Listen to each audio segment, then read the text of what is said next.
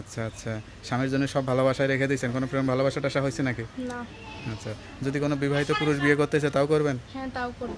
তো আপনার মতো ইয়াং মেয়ে বিবাহিত পুরুষ বিয়ে করলে হবে? আপনি তো ইয়াং ছেলেকে বিয়ে করবেন। না, তাও করব। তার আগে তো বাচ্চা কাচ্চা থাকে, বিয়ের আগেই তো বাচ্চার মা হয়ে যাবেন। না, সমস্যা নাই। সমস্যা নেই? না।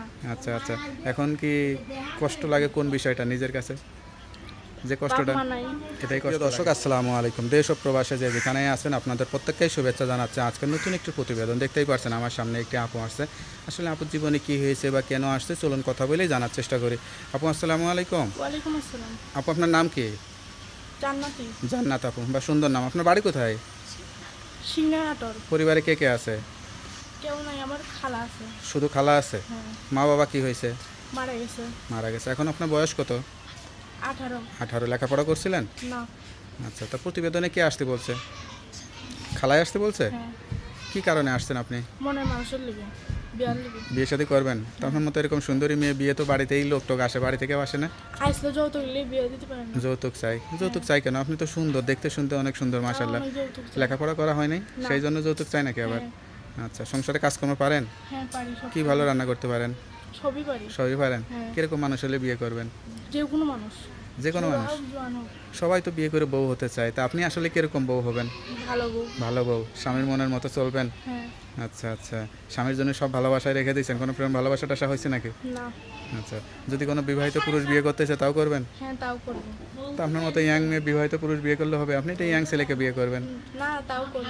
তার আগে তো বাচ্চা কাচ্চা থাকে, বিয়ের আগেই তো বাচ্চার মা হয়ে যাবেন। না, সমস্যা নাই। সমস্যা নেই? না। আচ্ছা আচ্ছা, এখন কি কষ্ট লাগে কোন বিষয়টা নিজের কাছে, যে বাপ কষ্টটা? মা নাই। এটাই কষ্ট লাগে। হ্যাঁ। মা বাবা থাকলে হয়তো আর বিয়ের জন্য প্রতিবেদনে আসতে হতো না, তাই না? আচ্ছা আচ্ছা, আপনার খালা কি ভালো জানে? হ্যাঁ, ভালো। ভালো জানে, তাই না? তা আপনার কথা শুনে যদি কেউ সরাসরি আসে, জানাই মারে ভালো। আপনার খালু ভালো না? না। আচ্ছা আচ্ছা, এটাও তো কষ্ট, তাহলে আপনার খালার জীবনেও তো কষ্ট, তাই না? হ্যাঁ। তা এখন যদি কেউ সরাসরি আসে, তা আপনার খালাকে বিয়ে দেবে? হ্যাঁ, দেবে। আপনি বিয়ে করবেন, তাই তো? হ্যাঁ। আচ্ছা, তা আপনার সঙ্গে কীভাবে যোগাযোগ করবে? আমার নাম্বারটা কি মুখস্থ আছে? না ভাইয়া। তা নাম্বারটা আমার কাছে দেন, আমি দেখে বলে দিই। হ্যালো ভিউয়ার, শুনলেন একটা অসহায় মেয়ে, মা বাবা নাই, খালার কাছে থাকে, সব কিছু জেনে বুঝে যোগাযোগ করে কেউ যদি বিয়ে শাদী করতে চান এই নাম্বারে যোগাযোগ করবেন। আপনার নাম্বার হচ্ছে 019761688254। নাম্বারটা খোলা থাকে তো? হ্যাঁ। কেউ ফোন দিলে আবার প্রেম করে ভেগে যাবেন না তো? না, না। যেটাই করবেন একটু যাচাই বাছাই করে বিয়ে শাদী করবেন। এর আগে কখনো আসছেন ভিডিওতে? না। এই প্রথম আসছেন, তাই না? হ্যাঁ। আচ্ছা আচ্ছা, তা আপনার কথা শুনে অনেকেই যোগাযোগ করবে, খোঁজ খবর নেবে, আর সত্য কথা বলবেন। আর যারা দর্শক কথা শুনলেন, একটা অসহায় মেয়ে জীবনে প্রথম আসছে, কেউ খারাপ উদ্দেশ্যে যোগাযোগ করবেন না। যদি মন থেকে ভালোবেসে কেউ বিয়ে করতে চান তার নাম্বারে যোগাযোগ করবেন। তা ভালো থাকেন, আসসালামু আলাইকুম। ওয়ালাইকুম আসসালাম।